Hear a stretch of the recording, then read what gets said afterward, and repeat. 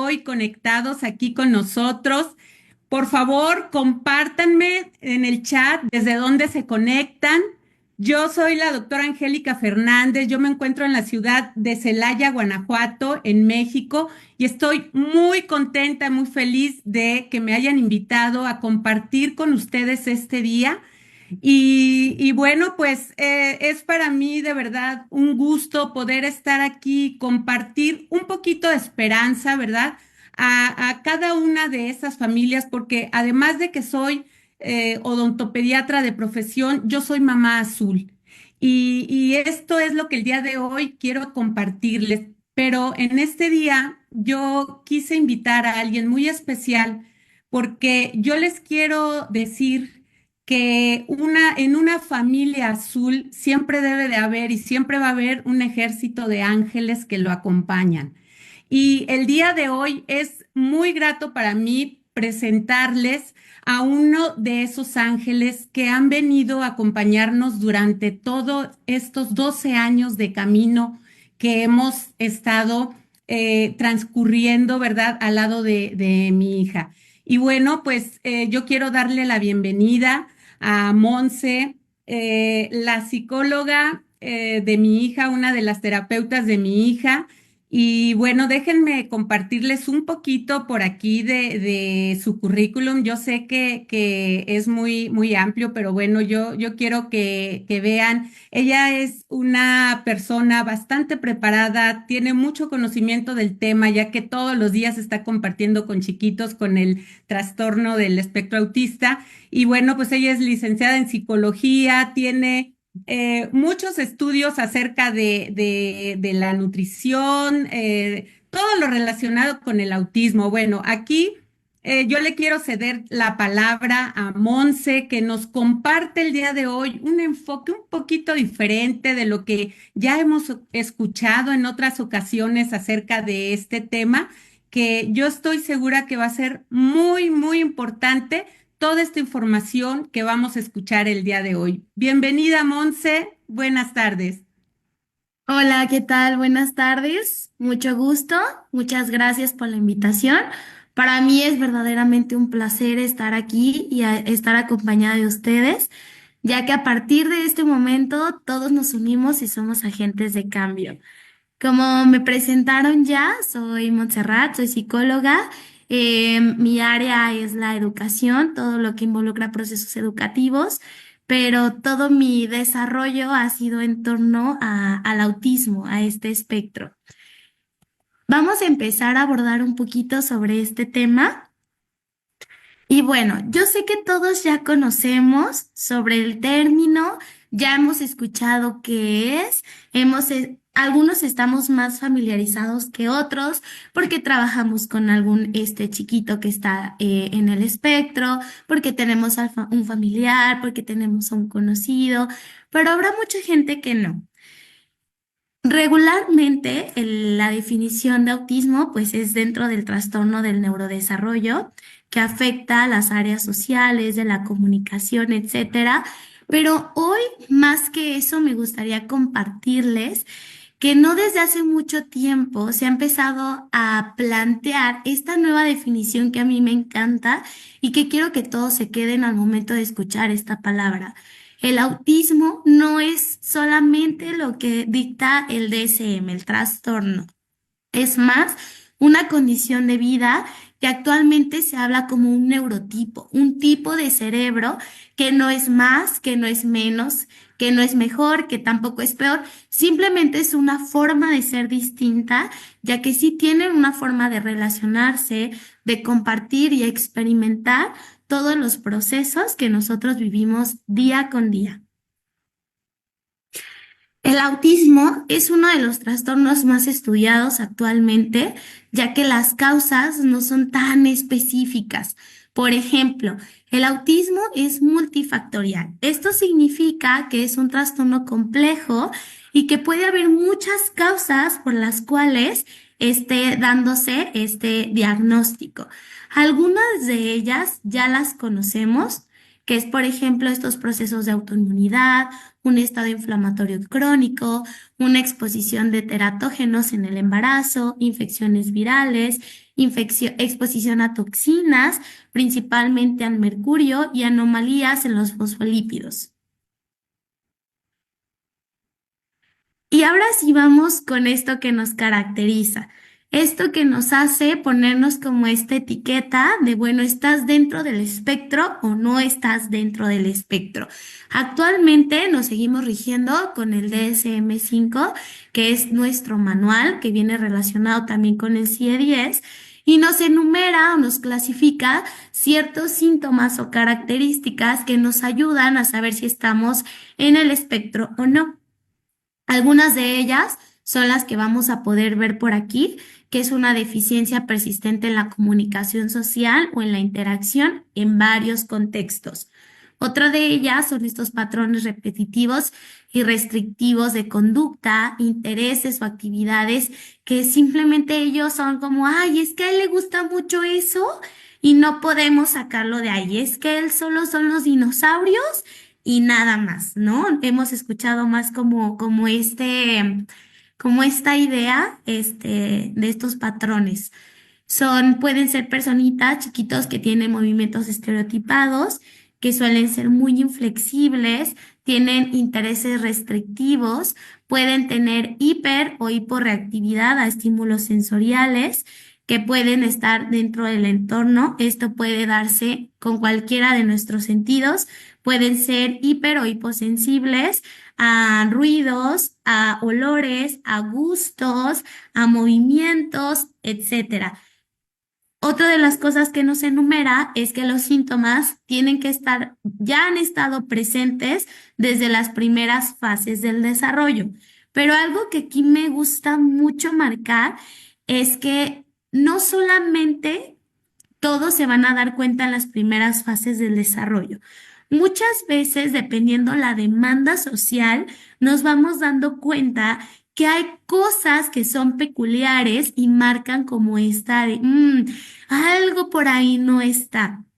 Entonces, recordemos que el diagnóstico, que el espectro es eso.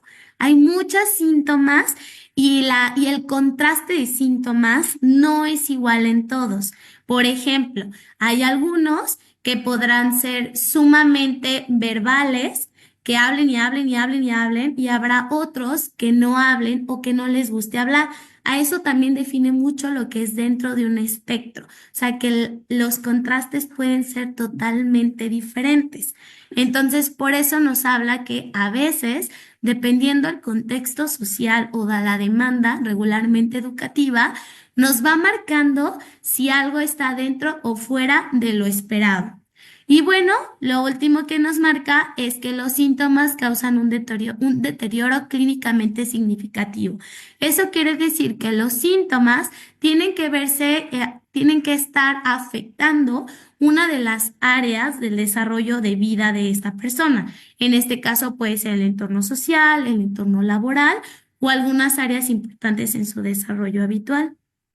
Pero bueno, esto es lo que nos marca el DSM, que de hecho todavía en algunos países, hay como esta limitante de a qué edad podemos empezar a diagnosticar, porque el diagnóstico no es solamente como un checklist de, tienes esto y esto no, es toda una batería de pruebas que nos va a permitir delimitar si sí estamos cubriendo las características para el diagnóstico, porque el autismo también es muy comórbido con otros diagnósticos.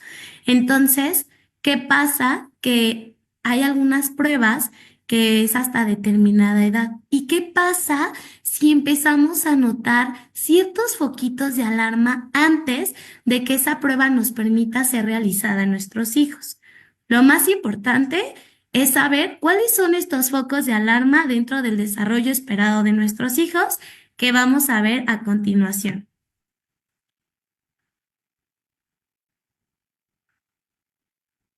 Ok, vamos a dividir estos foquitos de alarma por áreas del desarrollo.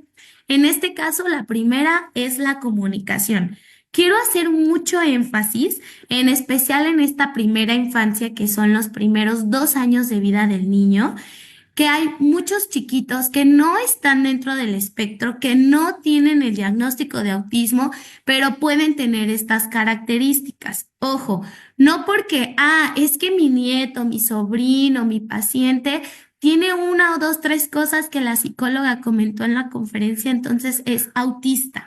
Para nada. Simplemente son foquitos de atención que sí tenemos que estar registrando y recordar siempre a qué edad lo está haciendo y en qué edad es la esperada para que ya parezca estabilidad. Por ejemplo, en la comunicación, un niño debería ya estar generando frases pequeñas y tener un vocabulario de más de 30 palabras a los 2 años. Si a los 2 años el niño no emite ninguna palabra, pues es un foco grande de alerta, ¿sale y vale? Entonces, bueno. Una vez aclarado esto, que a pesar de que tengamos uno o dos, no quiere decir que estamos diagnosticados ni estoy diagnosticando. Simplemente hay que ir viendo cuáles serían estos foquitos de alarma. Entonces, retomando en la comunicación, el no hablar.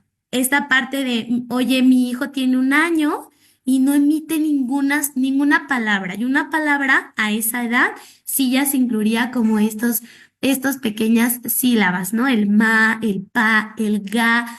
La manera de hablar no es funcional. ¿Eso qué quiere decir? Que, por ejemplo, al momento de que él quiera el bibi, no, usualmente dicen como che o te, dependiendo como regularmente a la familia le ponen el nombre, ¿no? Y que él diga che a todo, o sea, che, che, che, che, che, che. Entonces él no está usando esa palabra para algo funcional, como haga en lugar de agua, ¿no?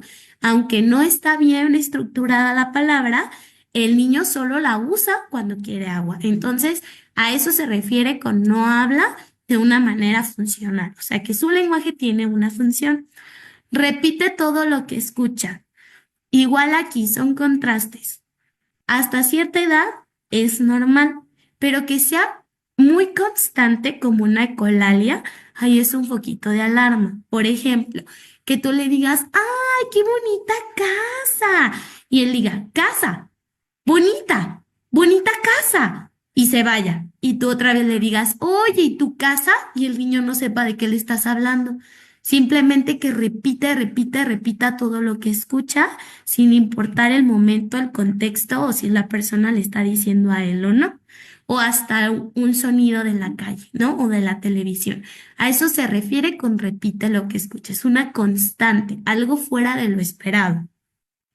No habla en primera persona, que pudiera ser como, por ejemplo, yo me llamo Monse. Monse quiere agua. Monse está jugando. Y ya tenga 3 años, 2 años, ya es como, no está hablando como desde el desde el yo quiero, oye, quiero agua. A eso se refiere.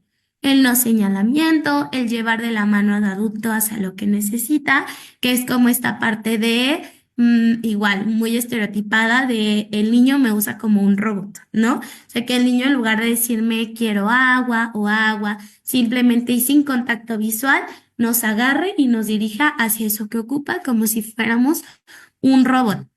Recuerden, hasta cierta edad, un niño que es chiquito, pues obviamente no nos va a hablar, no verbaliza o no sabe todas las palabras. Y es cuando nos hacen como de, entonces, dentro de lo esperado, a cierta edad. Dentro de la conducta, pues muestran intereses por ciertos objetos, aletean las manos, suben y bajan escaleras repetitivas. Esto igual, estos solo son como algunas características, pero no están dentro de patrones de un diagnóstico, ¿sale y vale? Son estos focos de alarma de algo en la conducta no es lo esperado, algo en la conducta nos está marcando como algo no es como lo típico. Dificultades para dormir, muchas dificultades para dormir o extremos otra vez, o no duermen o duermen demasiado. Pueden reír sin causa aparente, como ellos solos, como si recordaran algo chistoso y se empiezan a reír, dificultades para cambiar la rutina, suelen hacer berrinches inexplicables, presentan hiperactividad o hipoactividad. Eso quiere decir que pueden ser niños que se mueven y se mueven y se mueven y se mueven y se mueven, o pueden ser niños que están sentados y están así acompañándote y todo el tiempo están así. Entonces recuerden que estos son contrastes, o puede ser del otro lado o puede ser el otro extremo. ¿Sale y vale? Alinean o apilan juguetes. Vuelvo a la misma. Hay niños que no están dentro del espectro que tienen este juego. Y esta es esperado, ¿sale y vale? Pero cuando es el único juego, ahí sí se vuelve un foco de atención. Dentro del tema sensorial, que es como nuestros sentidos, recordemos que no solo tenemos 5 sentidos, como siempre nos han enseñado, sino que son 8. Y a estos 8 hay que ponerles suma atención, que son los que ya conocemos, los primeros 5, es el tacto, el gusto, la escucha, el olfato, la vista. Pero hay otros 3 que son el interioceptivo, o sea, estas señales de mi cuerpo que yo interpreto y tienen un significado, el hambre, la sed, el dolor, el amor, las emociones, eso es lo interioceptivo. Lo vestibular y lo propioceptivo, ¿sale, vale? Lo vestibular es el movimiento y el equilibrio de mi cuerpo en el entorno y lo propioceptivo es mi cuerpo cómo se va a desarrollar y se va a adaptar a lo que la demanda del entorno me genere. Ok, entonces una vez aclarado igual esto, en los sensoriales, pues pueden ser niños que se irritan con muchos ruidos o pueden ser niños que regularmente necesitan demasiado ruido, que quieren prender todas las bocinas de la casa y escuchar y escuchar y escuchar por una hiposensibilidad. Tienen retos para probar alimentos nuevos y voy a hacer énfasis eso porque una de las cosas que más les preocupa a nuestros papás es el tema de la alimentación.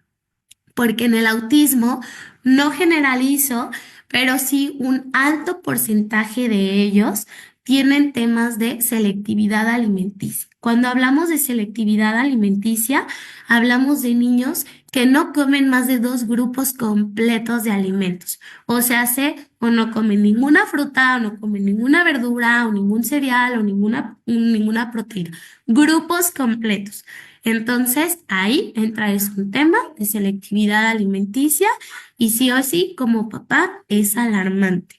No toleran ciertas texturas, también puede ser en diferentes partes de su cuerpo, o sea, sé que en las manos sí, pero en los pies no, pero en la espalda no, pero en los brazos no, entonces también va variando, ¿sale y vale? Toca constantemente las texturas, que son los hiposensibles, ¿no? Los que su cuerpo, su cerebro, les pide demasiada información sensorial. Entonces, todo se lo quieren comer, todo lo quieren tocar, pasan por los lugares y todo quieren sentir, suelen estar descalzos todo el tiempo, porque su cerebro les pide demasiada información para poder comprender el entorno. Entonces, por eso está otra vez otro contraste. Muerde o mastica objetos, mira fijamente objetos que giran o superficies reflejantes. Aquí se refiere más como a este hiperfoco en cosas que regularmente pues nosotros veríamos y de, ok, ellos pueden pasar realmente mucho tiempo observando un movimiento repetitivo y determinado, que en general el girar es un movimiento poco cambiante y es muy repetitivo. Gira, gira, gira, gira. Por eso el girar es algo que les gusta mucho y se ha vuelto como algo ya muy característico del espectro. En lo social, aquí quiero hacer también énfasis porque nos vamos a empezar a enlazar un poco con la historia que vamos a escuchar a continuación. Muchas personas pueden estar dentro del espectro y no marcar síntomas o estos síntomas parecen como tan pequeños, pero en la demanda social es donde viene como este golpe de algo está pasando. No me estoy logrando adaptar, me cuesta trabajo estar con las personas, escuchar, dar una respuesta, interpretar lo que me dicen, inferir a las emociones y en los pensamientos de otros, el regular y controlar mi conducta ante la demanda social. Todos esos procesos de cognición social a una persona neurotípica se nos haría como algo ya fácil porque lo venimos entrenando desde los 2 años.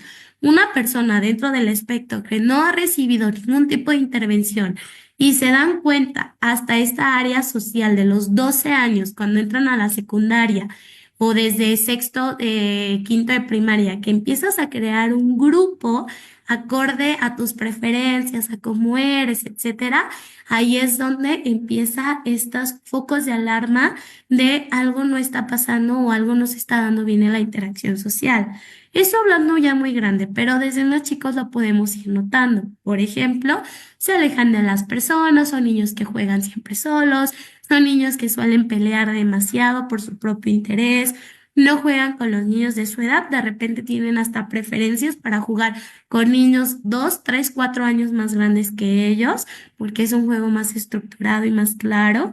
Minimiza o exagera sus propias respuestas emocionales, no establece contacto visual o no tiene juego simbólico, ¿no? Que también es una de las características de mis chiquitos, que ellos usan el oso para tocarlo, para verlo, pero no lo usan como objeto simbólico de, ay, mi bebé, o vamos a jugar a esto, vamos a jugar a la copita, este juego simbólico, ¿sale, vale?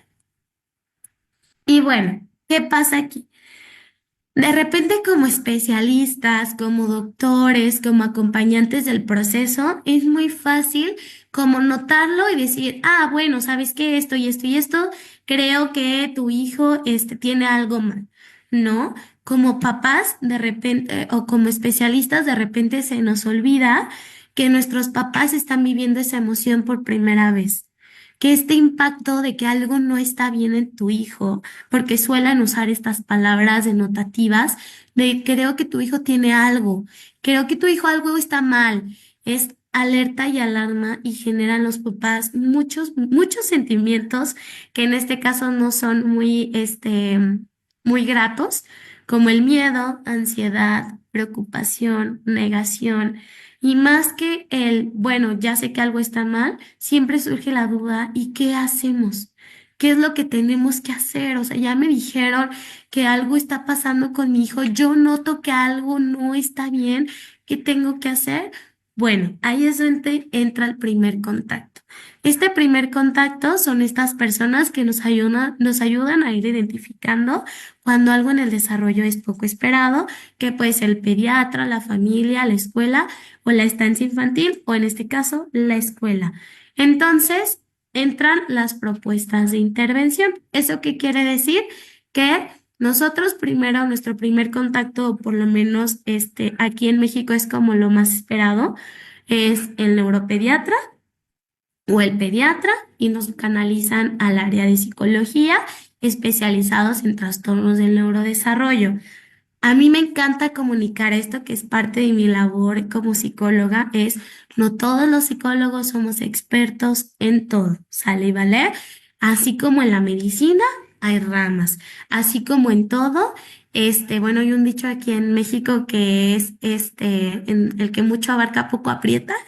Entonces, así es específicamente esto. Cuando nos derivan a psicología, tenemos que preguntar, bueno, y el psicólogo tiene que estar especializado en qué área para poder yo tener este contacto y evitar que estemos brincando constantemente de área de intervención, porque suele pasar. Entonces, bueno, regularmente es pediatra, neuropediatra, un neurólogo infantil, derivan a psicología y a partir de ahí se van dando como todos los procesos extras dentro de el diagnóstico.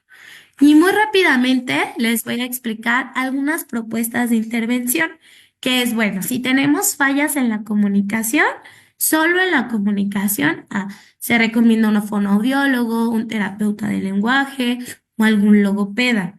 Cuando es en la comunicación, siempre se requiere que nosotros como especialistas, y en este caso a los papás, garanticen que no hay fallas biológicas. ¿Eso qué quiere decir? Que el niño no sea sordo, el paladar hendido, que el paladar que todo el aparato fonoarticulador esté bien. Entonces, bueno, siempre cuando vayan con cualquier especialista en la comunicación, van a revisar que todo lo biológico esté como deba de estar. ¿Sale y vale? Cuando trabajamos la conducta, vamos a terapias o con psicólogos especialistas en la conducta o en modificación conductual o especialistas en la conducta infantil. En el área sensorial, bueno, aquí pues lo óptimo son terapeutas ocupacionales, pero también hay muchos especialistas que no específicamente son terapeutas ocupacionales, que tienen estudios en procesos de integración sensorial, o también hay muchos fisioterapeutas que dentro de su área de especialización se han focalizado como en el área sensorial, que va involucrándose en este proceso de la selectividad alimenticia. Aquí, en lo emocional, bueno, también es muy importante. Muy pocos papás, y aquí quisiera recalcar a todos los que estamos en el área de la salud, no olvidarnos de que nuestros papás antes de ser papás eran personas, eran olones individuales, o sea, eran ellos mismos y que también hay que estar alimentando y cuidando eso.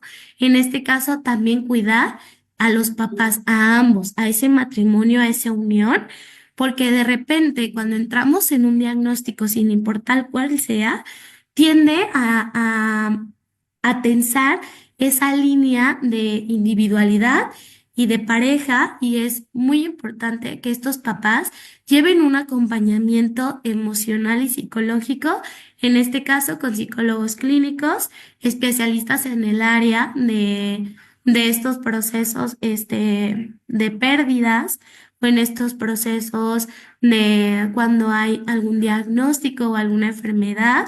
Entonces, bueno, también hay algunos tanatólogos que se especializan, perdón, justo en el área de las pérdidas. Y en la pérdida no se refiere solamente a que pierdas a alguien literal que haya fallecido, sino también la pérdida de esa ilusión, la pérdida de esa idealización que generamos desde el primer contacto que tuvimos con nuestro bebé, ¿no? Eso también es un proceso que los papás llevan y que es muy importante que se trabaje, y que nosotros como especialistas en el área de la salud no abandonemos a esos papás o a esas familias que están encargadas del cuidado y el desarrollo de nuestros niños. Y bueno, en la segunda fase de las propuestas de intervención es estimulación de procesos cognitivos y funciones ejecutivas. Son las psicólogas educativas especialistas en áreas de autismo, trastornos del neurodesarrollo. En el área social también se lleva con psicología, que en este caso se encargan de estimular y acompañar los procesos de cognición social. ¿Sale y vale? Y bueno, y por último, la nutrición, que en este caso también es muy ambiguo, porque les decía que todo el tema sensorial va relacionado con el tema de la alimentación. Si mi niño no tolera tocar texturas, no va a tolerar tampoco ingerir ciertos alimentos. Si mi niño tiene hipersensibilidad auditiva, no va a querer comer alimentos crujientes que cada vez que yo mastico suenan y suenan y suenan. Entonces, mejor lo que hacen es evitar, ¿no? Por eso el área de la nutrición y de la ingesta va muy relacionado con el área sensorial. ¿Qué está pasando con mis niños que no están comiendo? Y como les recordaba, más del 80% de las personas autistas tienen selectividad alimenticia o algún problema relacionado a la nutrición.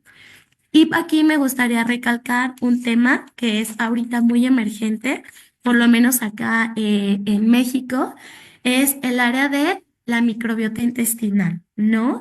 Que es este conjunto de microorganismos que viven en nuestro cuerpo, que se ven reflejados o que están en la piel, en la mucosa, en nuestros ojos, pero el 90% está en nuestro intestino. ¿Qué pasa? Pues en el intestino suceden muchísimas interacciones químicas y eléctricas que dan señales a los órganos para un correcto funcionamiento. Por eso la microbiota intestinal está denominada como el segundo cerebro del cuerpo. Entonces, bueno, ¿qué pasa cuando el segundo cerebro del cuerpo no está recibiendo la suficiente información? En este caso, no se está llenando de las bacterias suficientes para poder dar respuestas más adaptativas a nuestros órganos y enviar todos estos neurotransmisores y estas señales a nuestro cuerpo para que tengan un óptimo funcionamiento. Bueno, pues suele ocurrir mucho caos. Por eso está muy relacionado el ahorita el autismo. Quítale todo esto que come, come, come, coma y dale esto y esto y esto y esto y esto. ¿Por qué? Porque ahorita se está viendo mucha investigación y se está poniendo mucho foco de atención a qué pasa en el cuerpo de las personas autistas, en especial cuando hay una restricción alimentaria. Entonces, bueno, en esta parte cuando todo funciona bien en nuestro cuerpo y está bien alimentado y están las terapias que tengan que hacer, tenemos mejores resultados.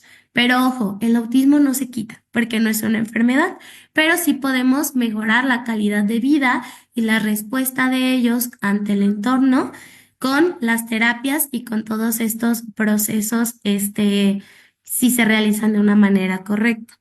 Por eso me gustaría ahorita dar paso a esta mamá que nos va a contar desde su experiencia cómo la nutrición y cómo el diagnóstico y las terapias fueron marcando una línea de un antes y un después. Entonces voy a dejar de compartir para poder darle la palabra. Muchas gracias, Monse. Y bueno, pues el escucharlo, el saberlo y aprenderlo es muy diferente a cuando ya lo vives. Aquí es cuando tú ya tienes toda esta información y sobre todo cuando tienes a tu pequeña en tus manos y dices, ¿ahora qué voy a hacer? O sea, tengo que llevarlo y ponerlo en las manos de cada una de las personas que me van a ir ayudando. Y si es lo correcto, si no es lo correcto, es un camino que tienes que recorrer, que va a haber muchos retos. Nosotros pasamos por muchos obstáculos desde el inicio cuando recibes el diagnóstico y pues antes, como todo lo que ya nos explicó Monse, de todos esos foquitos rojos que vas viendo y que empieza el proceso de negación, luego el proceso de aceptación donde dices, pues ni modo, tenemos que actuar y hacerlo ya. Y es cuando es muy importante ver en manos de quién vas a poner a tu pequeño, ¿sí? ¿Qué es lo que vas a ir haciendo? Yo tenía muy claro primero yo no quería medicarla, yo tenía mucho miedo en el tema de los medicamentos, entonces siempre fui con una barrera en esa parte y siempre fui queriendo buscar algo más, algo diferente, algo que no tuviera que ser medicamentos. Y bueno, pues en este camino, pues sí, tuvimos muchos retos en cuanto a la alimentación, todo eso que ya nos dijo Monse, de que son muy selectivos, sí, mi hija lo tenía, mi hija no quería comer, no quería, decíamos que hacía comida corrida, porque siempre tenía yo que correr atrás de ella para que quisiera comer, sí, tenía no toleraba ciertas texturas y efectivamente tenía que moler los alimentos y era una lucha constante, ¿verdad? Cuando empezamos pues, tenerla en sus terapias, empezamos a ver cómo iba ella cambiando y en esa búsqueda constante de sumar, porque siempre pensamos en sumar que era algo más que pudiéramos darle a mi hija, ¿verdad? En este camino fue cuando apareció la nutrición, apareció el inmunocal, que ahorita les quiero compartir cómo es que funciona y cómo es que hemos tenido tan grandes resultados y cómo es que se ha podido marcar un antes y un después.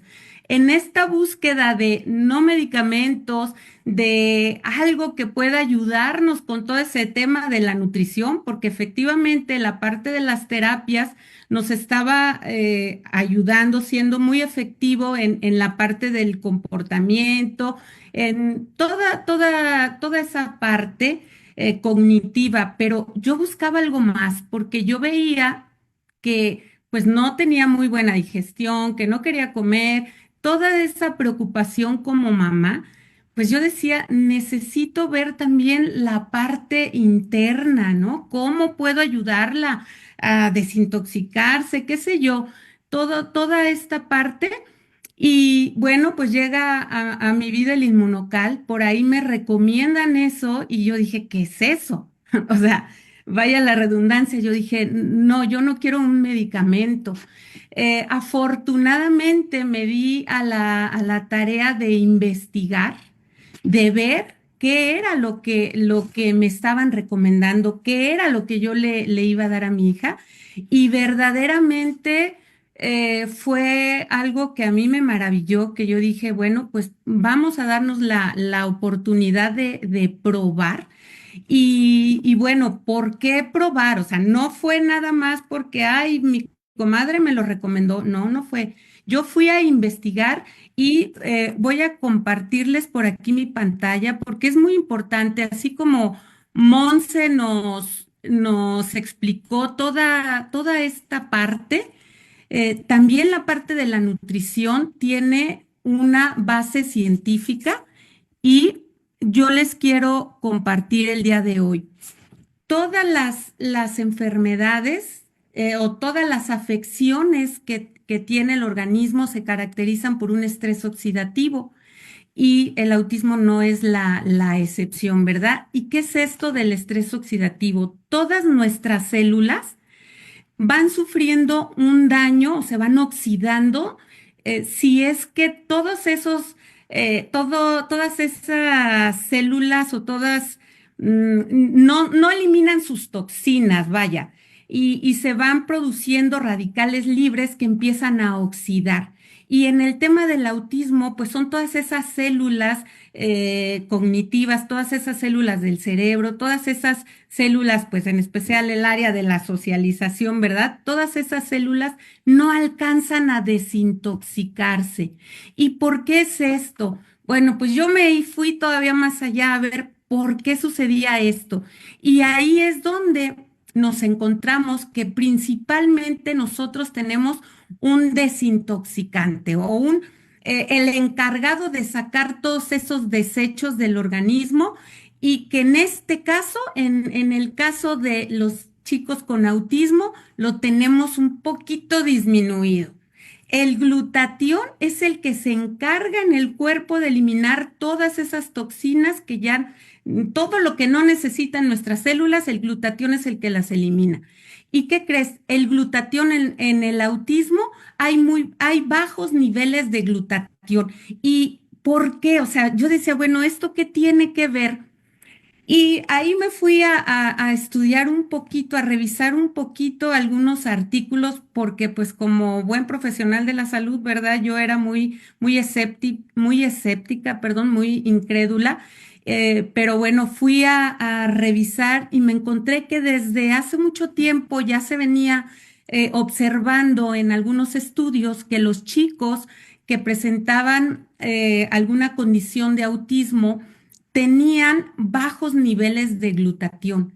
Esto se empezó a ver desde hace mucho tiempo y bueno, pues esto, ¿qué era lo que ocasionaba? Si estos chicos por alguna razón tenían menos glutatión, pues obviamente se estaban oxidando más rápido. Imagínense como que su cerebro, todos esos cables como que la corriente eléctrica pasaba sin aceite, ¿no? Yo me imagino así como que no había un buen paso de la corriente y toda esa información no llegaba de manera adecuada porque faltaba glutatión.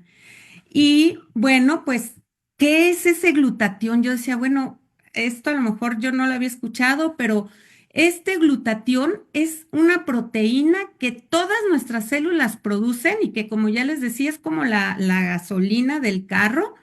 Y bueno, pues una de sus principales funciones que tiene mucho que ver con el autismo, pues es eso de la desintoxicación y que es el antioxidante maestro. En nuestros chicos algo está sucediendo que precisamente por alguna razón hay varios genes que se asocian con el metabolismo normal del glutatión y que en los chicos con autismo está defectuoso. Por alguna razón ellos no producen suficiente glutatión. Entonces, ¿qué es lo que pasa? ¿Qué es lo que hace el inmunocal? El inmunocal me va a ayudar a que nuestras células sí o sí tengan toda la materia prima para que puedan producir su propio glutatión. Entonces, de alguna manera, si las células de estos chicos no producen el glutatión, si nosotros le estamos ayudando, dando las herramientas para que se pueda producir, pues por consecuencia va a mejorar la condición del autismo. Y esto fue lo que empezamos a observar en mi hija. Nosotros tomamos la decisión de dárselo y ¿qué fue lo que pasó? Empezamos a ver que ella dejaba de enfermarse, porque primero ella era una niña que era muy enfermiza y pues de entrada faltaba mucho a sus terapias al inicio porque pues cada rato estaba enferma. Cuando nosotros le empezamos a dar el inmunocal, mi hija dejó de enfermarse. ¿Por qué? Porque también el glutatión, pues es el alimento del sistema inmunológico. Entonces su sistema inmunológico, pues empezó a funcionar mejor. Ella dejó de enfermarse. Otra cosa que empezamos a ver, que empezaba como a aprovechar más las terapias. Ya te veía más a los ojos, ya empezaba a tener más interacción con nosotros y todos empezamos a ver que algo iba cambiando, que iba mejorando todo lo que era su nutrición, ¿verdad? Ya no teníamos que correr tanto detrás de ella porque ya empezaba a comer más alimentos.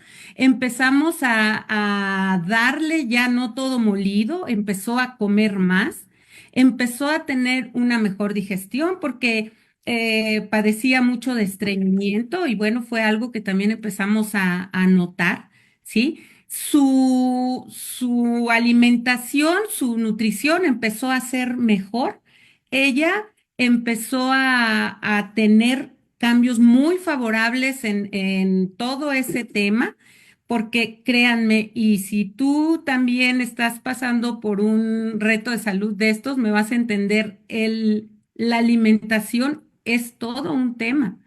A mí me dijeron, es muy importante que ahorita que está pequeña, ella aprenda a comer de todo, porque el día de mañana tienen muchos problemas. Yo conocí por ahí a un chico que lo único que comía era cereal y ya era grande y toda su vida prácticamente puro cereal era lo que quería. Y peor aún, a veces son tan limitados en sus gustos que solamente tiene que ser de cierta marca y si no hay de esa marca no comen. Entonces, a mí la verdad, esto me asustó mucho el pensar que el día de mañana íbamos a tener ese problema. Entonces, fue algo que para mí fue muy importante el ver que mi hija empezaba a comer de todo. También ella padecía mucho de alergias. Imagínense, no podía comer chocolate porque se llenaba de ronchitas, de granitos en el cuerpo. Era alérgica al chocolate. O sea, una niña alérgica al chocolate era todo un caos. Pero gracias a que empezó a mejorar su nutrición, gracias a que incorporamos al inmunocal, adiós alergias, eso fue otra cosa que para mí fue maravilloso.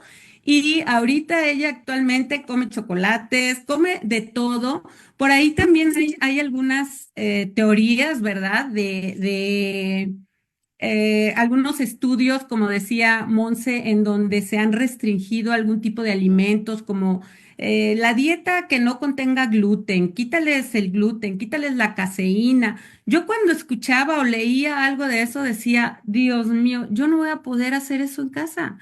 O sea, no voy a poder tener solamente una dieta para ella que no contenga gluten y, o sea, no, iba a ser, a mí se me hacía algo, o sea, imposible.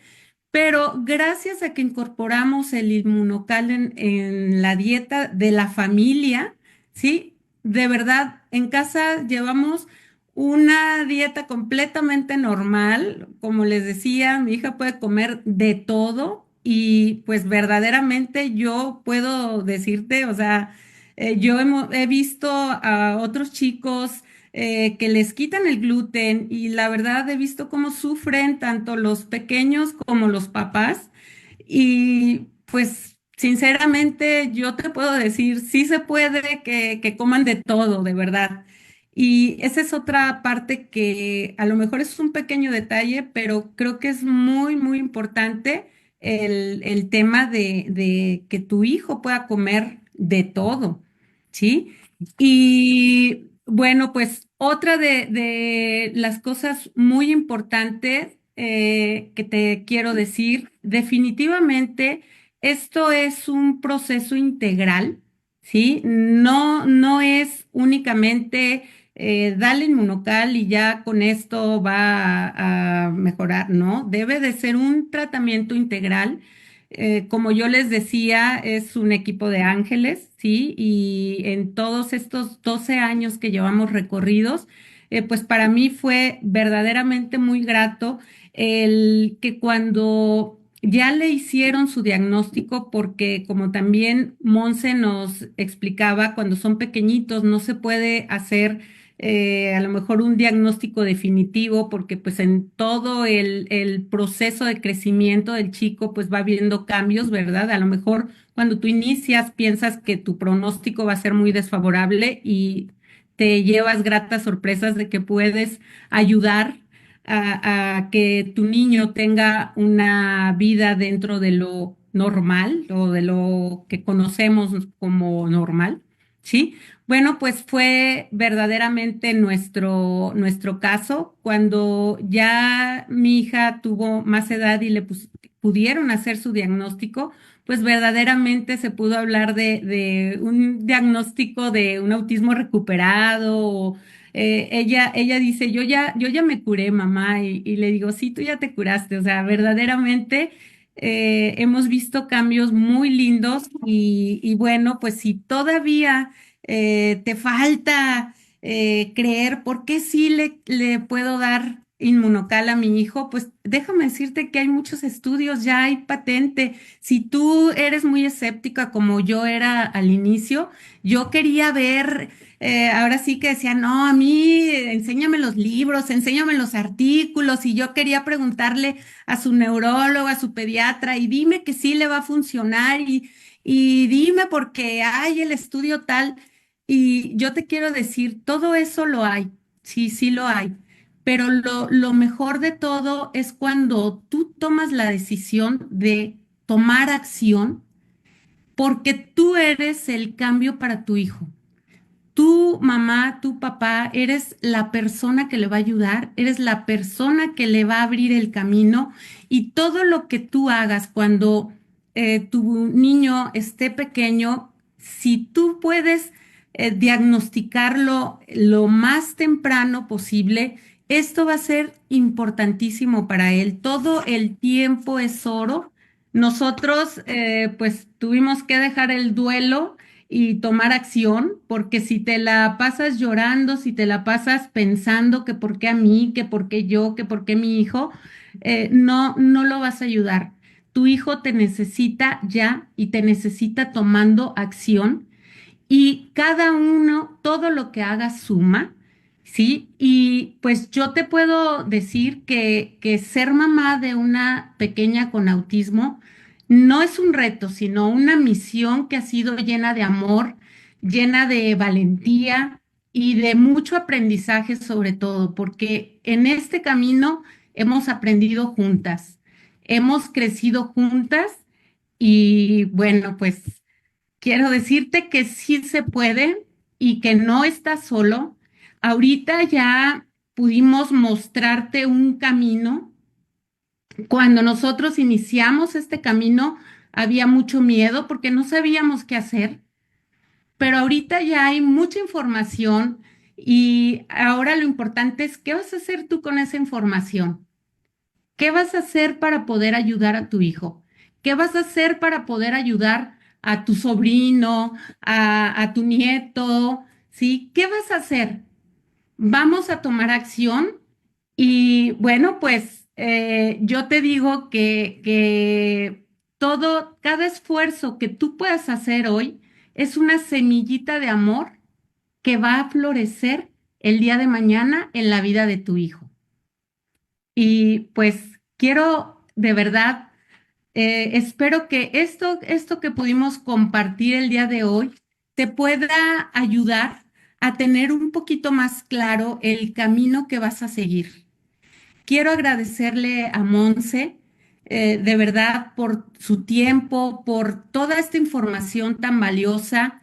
Y bueno, Monse, yo quiero ahora sí que nos digas, ¿verdad?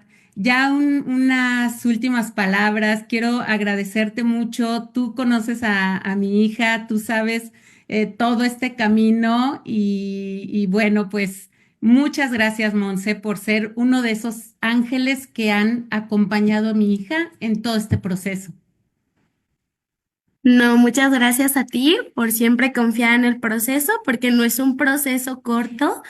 Estaba leyendo los comentarios, tanto de aquí como en la plataforma de Facebook. Hay muchos papás que nos están viendo. Yo sé que esto es un discurso de esperanza y realmente quiero que lo vean así, pero más desde el que siempre hay un camino, siempre hay una opción. A partir de ahora todos somos agentes de cambio, sin importar que seas papá, que seas médico, que seas familiar, que seas amigo. No importa, lo que escuchaste hoy tiene que trascender para que seamos agentes de cambio y que allá afuera siempre estemos dispuestos a empatizar, a solidaridad con las otras personas, con las familias y en especial a buscar siempre una opción más. Siempre, a ver qué más puedo hacer.